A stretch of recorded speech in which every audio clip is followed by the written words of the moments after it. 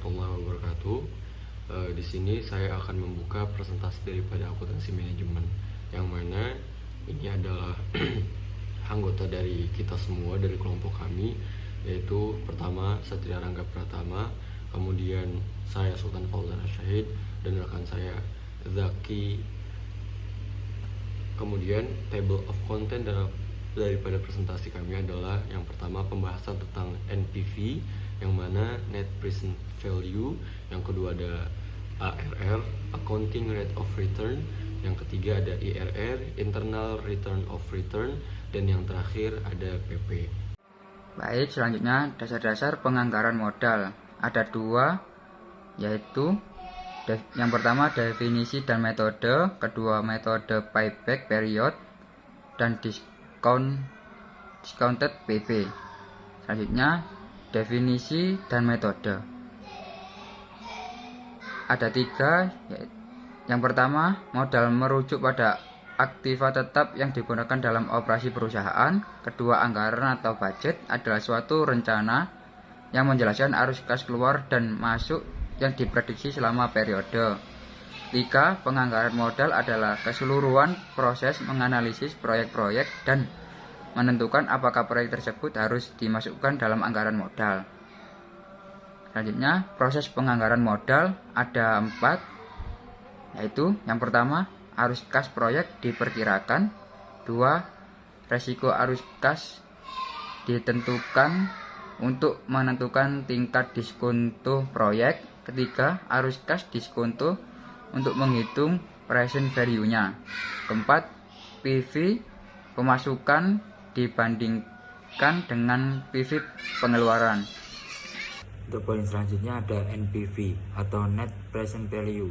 NPV merupakan selisih antara pengeluaran dan pemasukan yang telah didiskon dengan menggunakan Social Opportunity Cost of Capital sebagai diskon faktor. Rumus NPV adalah jumlah N dikali RT dibagi 1 plus I pangkat T. Berikut merupakan hasil dari perhitungan NPV yang menghasilkan 78.820, dan jika ditemukan NPV positif maka proyek itu diterima. NPV dipandang sebagai pengukur keuntungan suatu proyek yang terbaik karena fokus pada kontribusi proyek untuk kemakmuran pemegang saham. Dan di sini saya akan menjelaskan tentang ARR. Pengertian daripada ARR itu adalah rasio yang mengukur keuntungan rata-rata per tahun dari suatu investasi dibandingkan dengan jumlah modal yang diinvestasikan.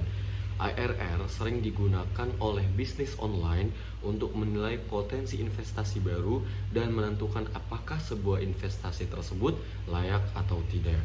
Dan di sini ada rumus daripada ARR itu sendiri, yang mana ARR garis 2 average net profit dibagi dengan average investment. Untuk poin yang selanjutnya itu IRR atau internal rate of return. IRR merupakan tingkat diskonto yang menyamakan PV cash flow masuk dan cash flow keluar. IRR juga merupakan tingkat keuntungan yang diperkirakan akan dihasilkan proyek. Ini merupakan contoh perhitungan dari IRR. IRR harus dibandingkan dengan bunga bank. Jika IRR lebih besar daripada bunga bank, maka proyek itu diterima. Payback period. Payback period adalah periode waktu yang diperlukan untuk mengembalikan investasi. Contoh, tahun diperkirakan arus kas bersih, arus kas kumulatif setelah pajak. Payback period bisa dilihat ini. Akhirnya payback period pada akhir tahun ketiga, atau tepatnya jika arus kas sepanjang tahun ketiga sama pada 2 tahun ditambah 100 dibagi 300 sama dengan 2,33 tahun atau 2 tahun 4 bulan.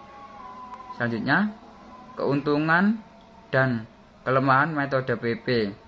Ada 2, yaitu keuntungan mudah dihitung dan dimengerti, memberikan informasi risiko dan likuiditas proyek. Kelemahannya mengabaikan arus kas setelah PP, mengabaikan nilai waktu uang.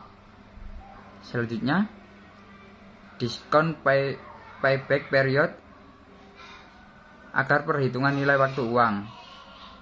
Dari presentasi kami, kurang lebihnya mohon maaf.